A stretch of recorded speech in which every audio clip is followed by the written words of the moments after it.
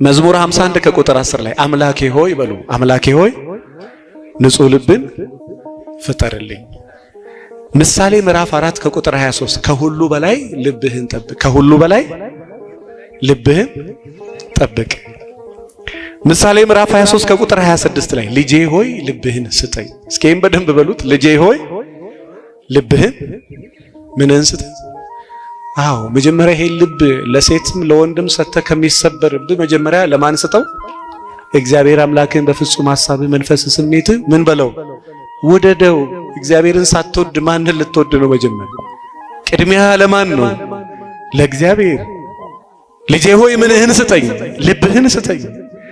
በጣም የሚገርማችሁ ሁለተኛው ደግሞ እንድታረጉልኝ፣ ሶስተኛው ልተው ሰዓት ስለሄደ የመጀመሪያ ልባቸውን ንጹህ አድርጉ። ብዙ ቅዱሳን ቅዱስ የሆኑት ስለ ልባቸው ንጽህና። ሁለተኛ ፍቅር። ክርስቶስ መከራ የተማርነው ምንድነው? ፍቅር ነው። አንደኛ ቆሮንቶስ ምዕራፍ 13 ከቁጥር 1 በሰዎችና በመላእክት ልሳን ብናገር ፍቅር ግን ከሌለኝ ከንቱ ነኝ። ምን ከሌለኝ? ምን ከሌለኝ? አንደኛ ዮሐንስ መልእክት ምዕራፍ 4 ከቁጥር 8 ላይ ፍቅር የሌለው እግዚአብሔርን አያውቅም፣ እግዚአብሔር ፍቅር ነውና። ማን ፍቅር ነውና? እስቲ በሉ፣ ፍቅር የሌለው እግዚአብሔርን አያውቅም፣ እግዚአብሔር ፍቅር ነውና። ማን ነውና? እግዚአብሔር ፍቅር ነው። ስለዚህ የሰው ፍቅር የሚገባ መጀመሪያ የክርስቶስ በመስቀል ላይ የዋለልህ ሞቶ ከሙታን ተለይቶ እንዲሁ በዚህ ምድር ላይ ሳለ እያንዳንዱ ከመጀመሪያ ጀምሮ እስከዚህ ከሙታን ተለይቶ እስከተነሳ እስካረገበት ድረስ በምድር ሳለ ሲያስተምሮ የነበረው ዓለም ከተፈጠረ እስከ መጨረሻ እስከ ራእይ ዮሐንስ የተጻፉትም ጭምር በሕይወታቸው አድርጎ የከበሩት አንድ ነገር ነው። እሱም የመጀመሪያ ልብን ንጹህ ማድረግ፣ ሁለተኛ ፍቅርን ከክርስቶስ ከማን ወገኖቼ? አዎ እኔ ይገርመኛል ሰው ይሄንን ፍቅር በደንብ ሳያስተውል ብታገባም ቢያገባም ወንድ ብትፈልግም ሴት ብትፈልግም ቤተክርስቲያን ብታገለግልም ድካም ነው። ድካም የማይሆነው መጀመሪያ የክርስቶስን ፍቅር ካወቀ ትንሽ ትትና ይኖራል። ከዛ መተሳሰብ ይኖራል። ከዛ ጭቅጭቁን ትቀንሳለህ። ከዛ አለበለዛ አንድ እዚህ አዳማ ከስተመሮች አሉኝና ረጅም ዓመት ሲጨቃጨቁ ኖሩና አንድ ቀን ሊሞት ደርሶ አልጋ ላይ ተኛና እሷ ቶሎ በሉ ድንኳኑ እዛ ጋር ይተከል ሳጥኑን ቀረብ አድርጉ ምናምን ትላለች።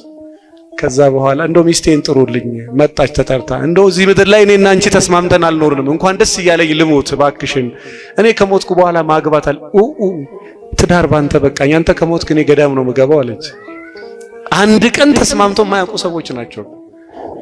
ብዙ ከተጨቃጨቁ በኋላ እሺ ላግባ፣ አንተ ከሞትክ በኋላ ላግባ፣ ግን የምታገቢውን ሰው እኔ ነው የምመርጠው አላት ይባላል። እንዴ እኔ ላግባ ለምንድን ነው አንተ የምትመርጠው? አይ ደስ እንዴ እሺ ደስ እያለክ ሞት፣ እሺ ምረጥ። ማን ነው የምትመርጥልኝ? ከዚህ ቤት በታች አቶ በቀለ እዚህ ካለ አደራሽ። እኔ ለምሳሌ ነው የጠቀስኩት።